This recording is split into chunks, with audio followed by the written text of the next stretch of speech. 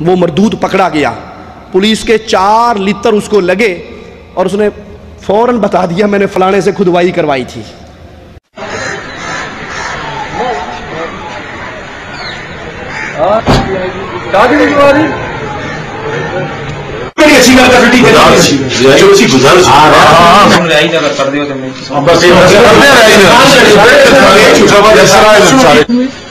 بائیس رمضان تو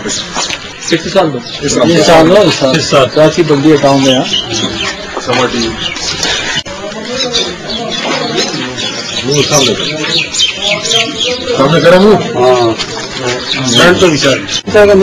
گزارا کیتے اس نے ہے وہ زیادہ سردار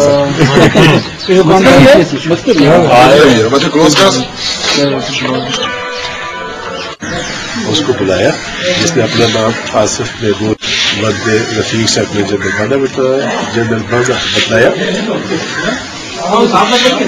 جس سے بڑی بات کی گئی، جس نے کچھ عجیب و غریب باتیں بتائی اور اپنے جسم پہ پشت پہ کلمہ، چھاتی پہ اور پیشانی پہ اللہ کا نام ظاہر ہونا بتایا، جس کا میڈیکل کروایا گیا۔ میڈیکل بورڈ کی رپورٹ کے مطابق یہ خود کردہ ہے اور قدرتی نہیں، جس سے معلومات کی گئی، جس نے بتایا، خود بھی بتایا کہ اس نے یہ ایک دوست کے ذریعے لکھوایا ہے جس کا نام ریس بتلا ہے، اس کے خلاف قانونی کارروائی کی جائے۔ سر اس کے پولیس نے اس کے جو ایف آئی آر جو پرچے ہوئے ہیں وہ کون کون سے کیے ہیں اس کے بعد؟ دفعات 295 پی پی سی 419 420۔ میں نے مشین کرایا، کیوں کرایا؟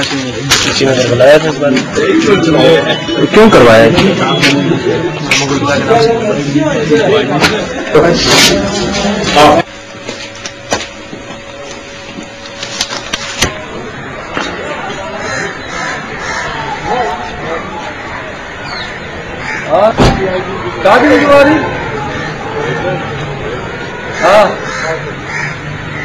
اچھا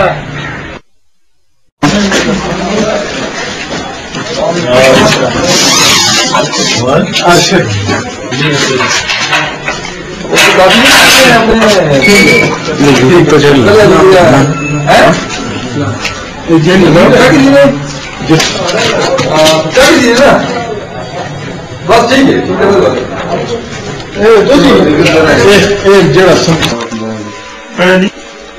انہیں ترنے دے گا کام اچھا کرتے ہیں، پولیس لگی ہے۔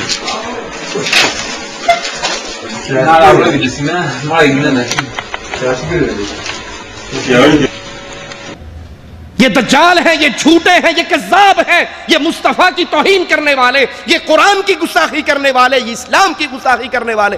ان کے پیچھے کہانی کیا ہے؟ پیٹ کا دھندا اور خواب کا ٹیکا۔ خواب آیا تھا، امام عبد الرحمن بن اسماعیل الشافعی فرماتے ہیں ان شیطان کا کوئی نہ کوئی چیلا کھڑے ہو کر کہتا ہے مجھے خواب آیا فلاں جگہ پہ بابا کا ڈیرا ہے، فلاں جگہ پہ پیر صاحب ہیں، اور لوگ اللہ کے فرائض کو، نبی کی سنت اور احکامات کو بھول کر ان جگہوں کی تعظیم کرنا شروع کر دیتے ہیں۔ اس قسم کے تمام مقامات انوات کا درجہ رکھتے ہیں۔ اللہ ان مقامات کو کاٹنے، توڑنے، بلکہ جڑ سے اکھاڑ پھیرنے کی توفیق عطا فرمائے۔ شیخ ابو اسحاق رحمہ اللہ کے بارے میں امام ابو بکر فرماتے ہیں مجھے ان کا ایک فعل بڑا پسند آیا، اور فعل کیا تھا؟ یہ امام ابو اسحاق بہت بڑے زاہد، عالم، بزرگ، 4 صدی ہجری کے علماء میں ان کا شمار۔ ان کے گھر کے پاس ایک چشمہ تھا، لوگ وہاں پر آتے تھے، منتیں پوری کرواتے تھے، جس کو اولاد نہیں ہوتی وہ بھی آتا تھا، جس کی شادی نہیں ہوتی وہ بھی آتا تھا، اور اپنی رکاوٹیں دور کروایا کرتے تھے۔ شیخ ابو اسحاق کے دوست ابو عبداللہ محمد بن ابی العباس کہتے ہیں ایک دن صبح کے وقت اس چشمے کی طرف سے آذان کی آواز آئی، میں گیا تو میں نے دیکھا کہ رات کو امام ابو اسحاق نے اس پورے چشمے کو توڑ کر، اس بلڈنگ کو توڑ کر اس کو زمین سے ملا دیا، اور اذان دینے کے بعد وہاں کھڑے ہو کر دعا کی، اللہ ایک کام تو میں نے کر دیا ہے کہ یہ چشمہ توڑ دیا ہے، اب ایک دعا تو میری قبول کر لے، آج کے بعد کوئی مرید اس چشمے کی طرف منہ نہ کرے۔ کہ اللہ نے ان کی دعا قبول کر لی، پھر دوبارہ اس چشمے کی طرف کوئی نہ آیا، اور یہ فتنہ ختم ہو گیا۔ ابو محمد ابن ابی زید کہتے ہیں ابو اسحاق جس راہ پر چلے وہ خالی پڑا ہے، اور اس راہ پر چلنے والا کوئی نہیں۔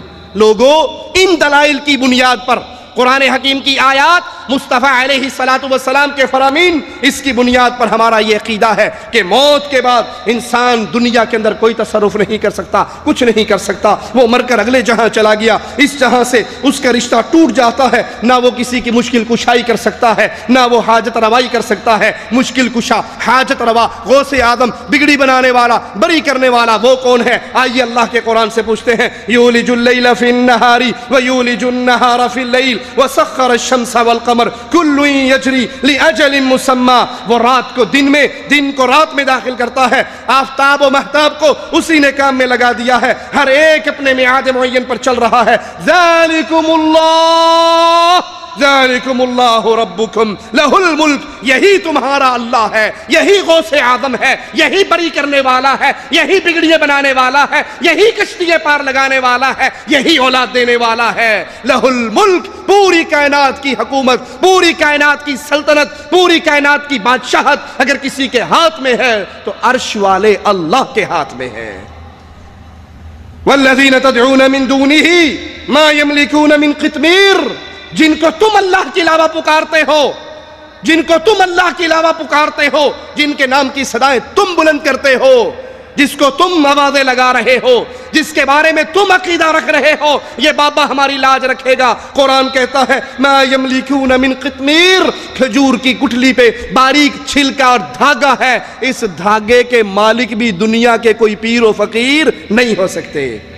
ان تدعوہم لا يسمعوا دعاءکم، اگر تم ان کو پکارو یہ تمہاری پکار سن ہی نہیں سکتے۔ تم نے پکارا، لائن لگا کر بابا واحد علی سرکار کے دربار کے باہر کھڑے ہوئے، ہاتھ اٹھائے، آوازیں لگائی، پکارے بلند کی کہ بابا ہماری لاج رکھنا، اہل حدیثوں کو شکست دینا، اپنے درخت کو ہلانے نہ دینا۔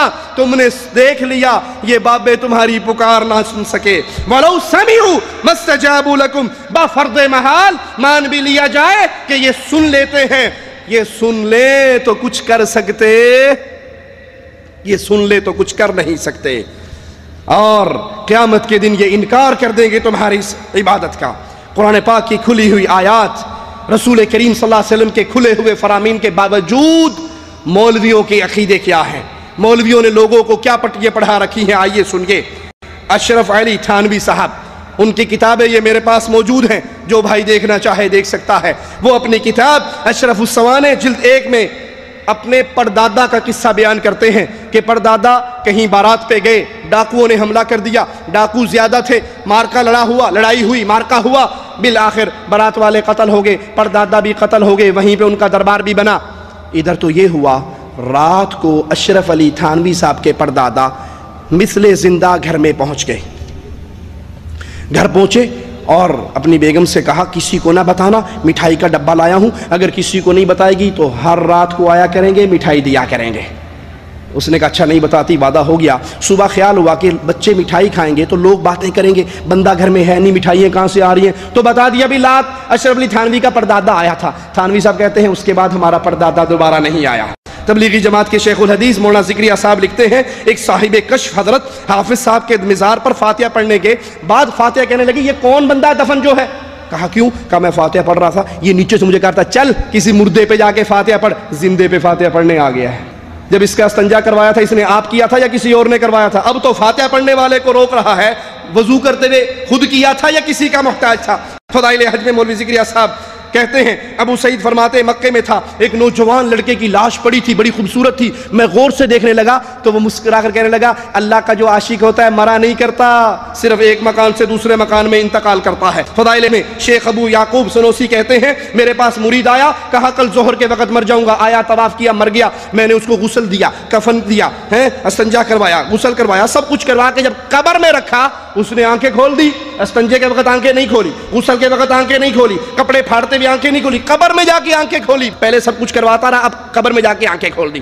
جو ہی آنکھیں کھولی میں نے کہا سردار مرنے کے بعد بھی زندگی ہے؟ کہا میں زندہ ہوں، اللہ کا ہر عاشق زندہ رہتا ہے۔ آئیے قرآن سے پوچھتے ہیں، مالک فرماتا ہے انک لا تسمع الموتى ولا تسمع الصم الدعاء اذا ولوا مدبرین، بے شک آپ مردوں کو نہ سنا سکتے، نہ بہروں کو اپنی پکار سنا سکتے جب وہ پیٹ پھیر کر روگرداں جا رہے ہوں۔ وما يستوي الاحياء ولا الاموات، وما يستوي الاحياء ولا الاموات ان الله يسمع من يشاء وما انت بمسمع من في القبور.